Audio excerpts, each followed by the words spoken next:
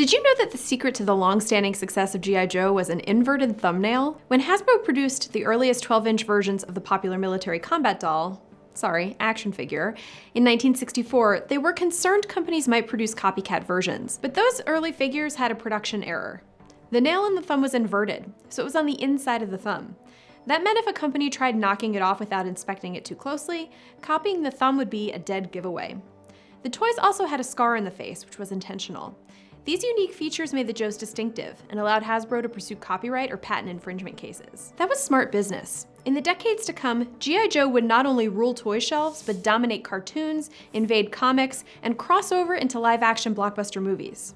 Or movies, anyway.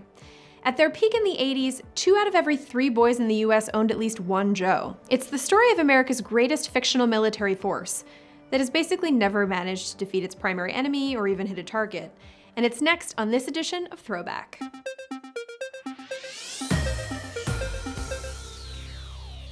Welcome to the show where we take a look back at some of the most influential pop culture stories and events you may remember from your childhood. I'm Erin McCarthy, and while I was not alive when G.I. Joe first burst onto the scene in 1964, I've been around for many of the toy's moments in the spotlight. The public service messages at the end of the 1980s animated series taught me to never swim during a thunderstorm, never pull a fire alarm if there was no fire, and never to jump over down power lines with my bike, which before that I really loved to do. But before the Joes could lecture kids, they had to go through some growing pains of their own. You're familiar with Hasbro, the gigantic toy company responsible for G.I. Joe, Transformers, and other classic toy lines. But in the 1950s, the brand was best known as the manufacturer of the unarmed pacifist called Mr. Potato Head. The word Hasbro refers to the Hasenfeld brothers, siblings Henry, Hillel, and Herman, who were originally in the business of marketing textile scraps. They moved from that to school supplies, and eventually to toys like Mr. Potato Head. In those days, people shoved those plastic eyeballs into real potatoes. By the 1960s, however, the toy market seemed ripe for something else, something beyond tubers. America was caught in the middle of the Cold War. Hasbro knew there was an appetite among kids for combat toys. After all, little green army men made of lead and later plastic had been perennial hits. But those tiny plastic toys weren't posable like Mattel's popular Barbie line. What if you could combine the two trends? As with many such ideas, there's debate about who came up with G.I. Joe. The fight centers on Stan Weston and toy designer Lawrence Reiner. According to one story, Weston was a licensing agent who cut deals for merchandising based on existing properties, like Dr. Kildare, a popular medical television drama that was kind of the Grey's Anatomy of its time. Weston believed posable military toys could fill a need in the market.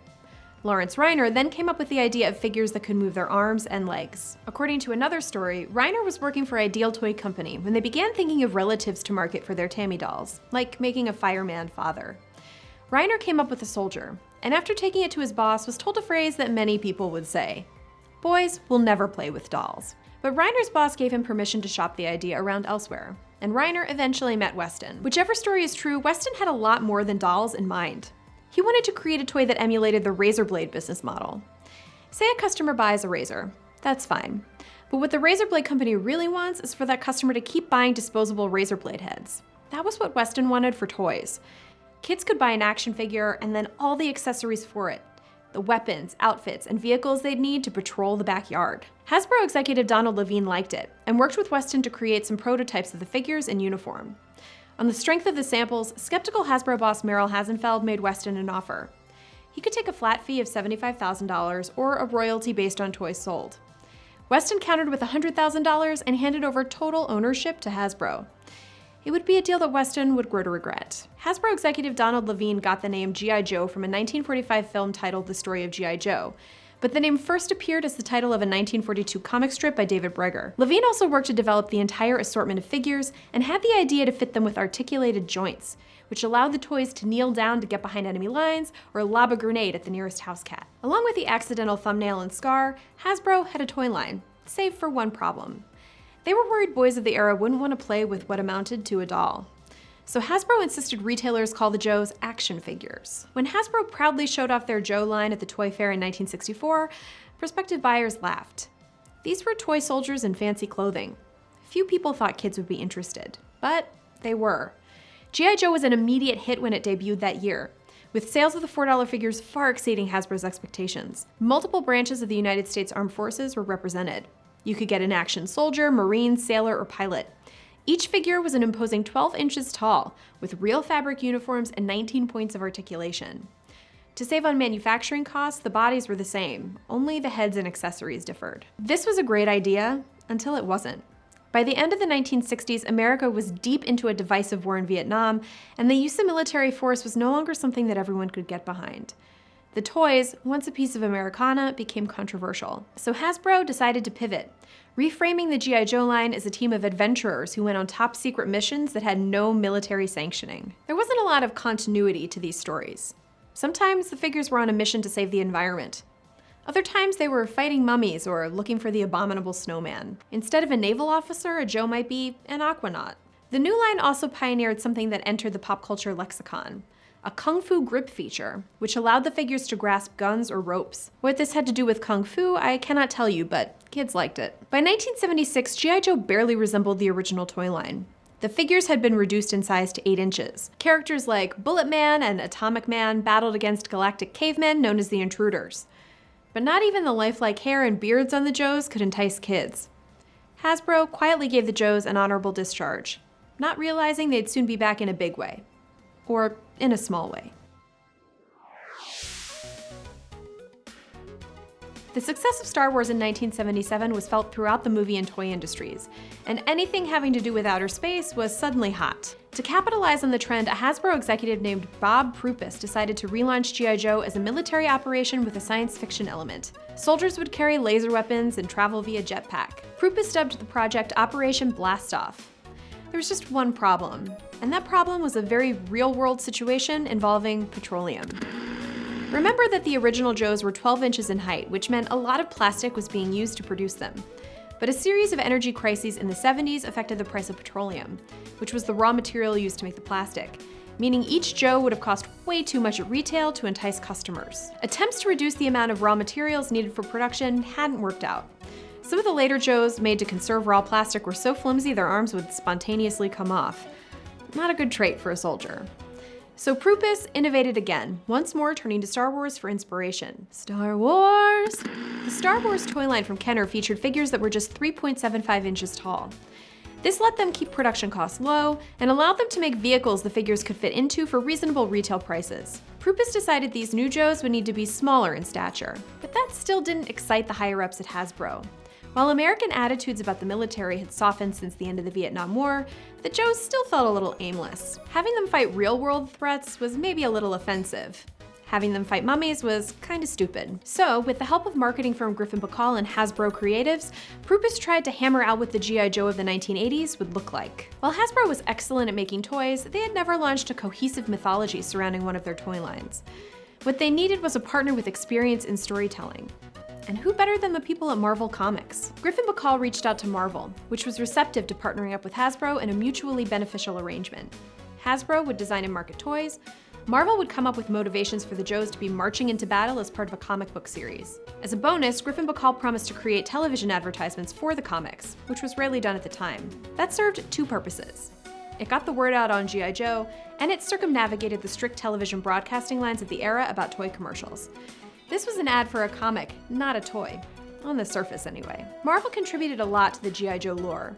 At the time, Marvel's editor-in-chief, Jim Shooter, knew writer Larry Hama and was working on a title called Fury Force, which was a military adventure series starring Nick Fury Jr. as the leader of an elite strike team. Hama was himself a Vietnam War veteran.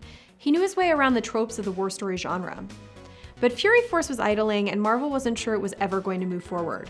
So Shooter told Hama to take some of the ideas he had earmarked for Fury Force and adapt them for the G.I. Joe series. At this point, it's hard to say where Hasbro ended and Marvel began.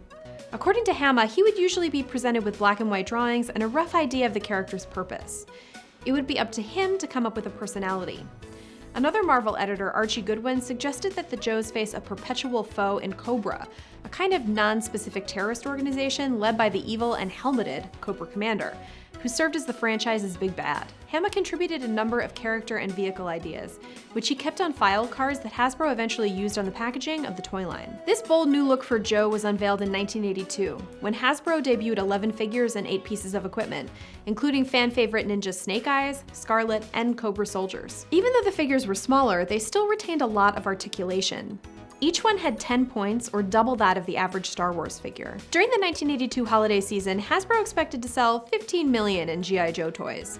Instead, they sold $50 million. The second year, it was 100 million. And in another parallel to Star Wars, which basically sold an empty box during the fall of 1977 because no figures were ready, Hasbro offered fans the chance to get a mail-in Cobra Commander if they sent in proofs of purchase of existing figures. Hasbro thought maybe 5,000 orders would come in. They got 125,000. The toys helped sell the comics, and the comics helped sell the toys. In fact, Marvel's G.I. Joe was once its best-selling subscription title, moving over 331,000 copies a month, even outselling The Amazing Spider-Man. It was clear Hasbro knew their resurrected toy line was turning into a phenomenon, but knowing was only half the battle.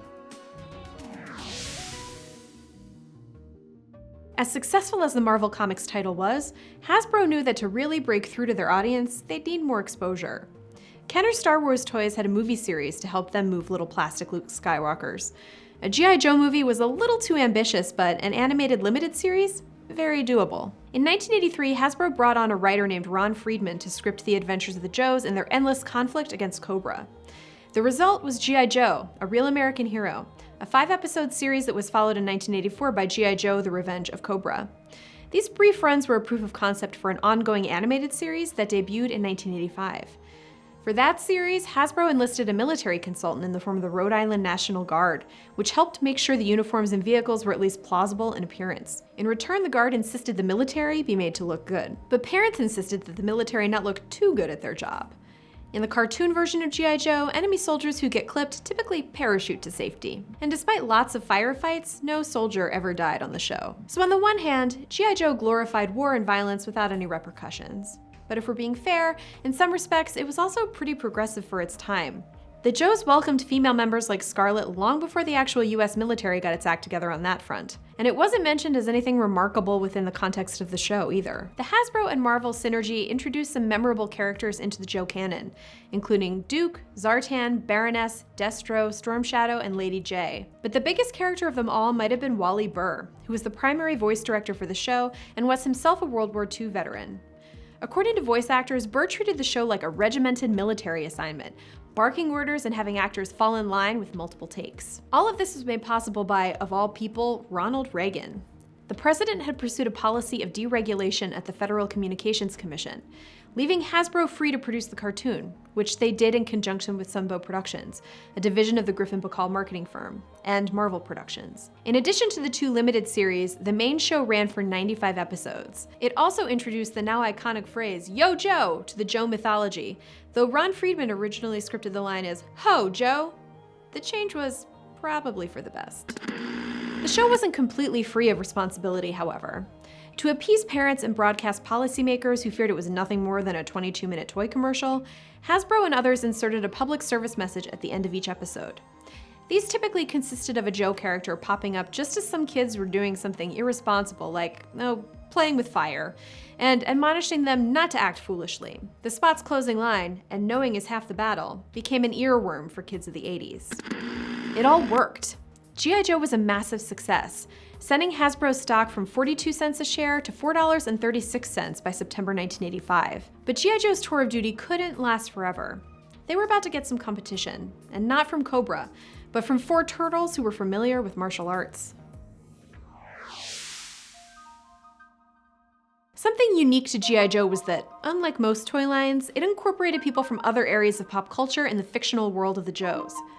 In doing so, it allowed audiences from other areas of entertainment to engage in the toys, comics, and cartoons. If you really think about it, the Joe line might be one of the earliest examples of a shared universe. How? Take a look. In 1985, the only thing more animated than a cartoon were the heroes and villains of the World Wrestling Federation. To capitalize on the popularity of pro wrestling, Hasbro invited Sergeant Slaughter for a meeting. Slaughter, whose real name was Robert Remus, is not an actual veteran, but managed to carry the stern disposition of a drill instructor to the ring. Hasbro thought he'd make a perfect recruit, and Slaughter appeared as himself, or his wrestling character, in the toy line, comics, and series. The toy was a mail-in. Kids had to send in proof of purchase tabs to get him. Based on the success of Sergeant Slaughter, Hasbro went after another larger-than-life character in the form of William Perry, an NFL star and Chicago Bears defensive lineman whose nickname was the Refrigerator. In 1986, the Bears won the Super Bowl and became something of a cultural sensation. It made perfect 1980 sense for Perry to become the Joe's physical fitness instructor. He came packaged with a football and a chain, presumably to bludgeon Cobra with. While Crystal Ball wasn't exactly based on an existing character, it did come from one of the 20th century's most valued imaginations, Stephen King. The horror author's son, Owen, was such a big fan of the Joe toy line that he and his father pitched the idea for a Cobra hypnotist to Hasbro, which liked the idea and eventually released him as an action figure in 1987. Hasbro also released a figure named Sneak Peek that year, which was made in the likeness of Owen and carries his name. Both Crystal Ball and Sneak Peek had ties to Bangor, Maine, King's hometown.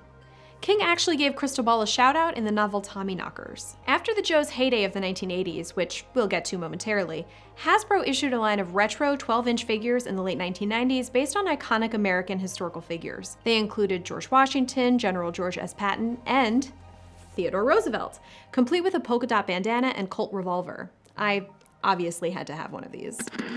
Finally, Hasbro negotiated with Sylvester Stallone to incorporate the character of Rocky Balboa into the G.I. Joe universe. Rocky would have been a hand-to-hand combat instructor. It nearly happened, but Hasbro failed to complete the deal, and Stallone's likeness was used for a Rambo toy line by Coleco instead. Hasbro released a boxing-themed Cobra toy named Big Boa in 1987. Big Boa. Balboa. Oh well. Ivan Drago would have made an ideal Cobra villain. If he dies, he dies. The end of the 80s was also the end of an era for G.I. Joe. Newer toy lines and cartoons like the Teenage Mutant Ninja Turtles were diverting the attention of kids, and not even some Hail Mary attempts like incorporating characters from the popular video game Street Fighter II could make much of a difference. In the 1987 G.I. Joe direct-to-video animated movie, they even tried to kill off popular leading character Duke, though someone clearly had second thoughts, as a dubbed line indicates he had merely gone into a coma. It was G.I. Joe by way of General Hospital. A second cartoon followed, this one airing from 1989 to 1992, but it wasn't very well received by Joe fans. Hasbro discontinued the main Joe line in 1994, and Marvel ceased publication of their comic after 155 issues that same year. In the final issue, the Joes were disbanded and their headquarters closed, perhaps for good. But the Joes had one more round of ammunition left: nostalgia. As time went on, kids who grew up with the Joe toys and cartoons became adults who started snapping up classic Joe toys for hefty prices. Throughout the 1990s and into the 2000s, Hasbro tried to reinvigorate the line with ideas like Sergeant Savage and his Screaming Eagles and G.I. Joe Extreme. But fans seemed to prefer the original recipe. The toy line got its second wind in 2009 when Paramount released G.I. Joe: The Rise of Cobra, the first live-action adaptation of the franchise. Starring Channing Tatum as Duke and Joseph Gordon-Levitt as Cobra Commander, it was successful enough to warrant a sequel, G.I. Joe: Retaliation, in 2013. The story got another wrestler involved: former WWE superstar Dwayne "The Rock" Johnson, who co-starred in the film. More recently, Snake Eyes: G.I. Joe Origins hit theaters, starring Henry Golding as Snake Eyes and Samara Weaving as Scarlet. That film only did middling business. But it's clear that Hasbro will continue to mine the G.I. Joe universe. A Lady Jaye television series is still in development at Amazon. So why has G.I. Joe endured for nearly 60 years? Early on, it was about filling a need. Kids wanted an action figure, that was nimble enough to fuel their play scenarios. Later, the toys became a way to interact with characters they saw on television. Good and evil were clearly defined. The characters were memorable. The opportunity for waging war seemed endless. And unlike a lot of real wars, the motivations were clear. Hasbro had made superheroes of soldiers. The only person unhappy about this development? Stan Weston. Remember that he created the toy line and received $100,000 for a franchise that's made hundreds of millions. In 2015, Weston sued Hasbro to try and recapture the copyright. The case was settled in 2016 with details that were undisclosed, but hopefully made Weston, who died in 2017, happy. Without him, Hasbro might still be in the business of sticking plastic eyes into potatoes. Who is your favorite member of G.I. Joe not named Snake Eyes? Leave us a comment below. Thanks for watching, and remember, never swim during a thunderstorm.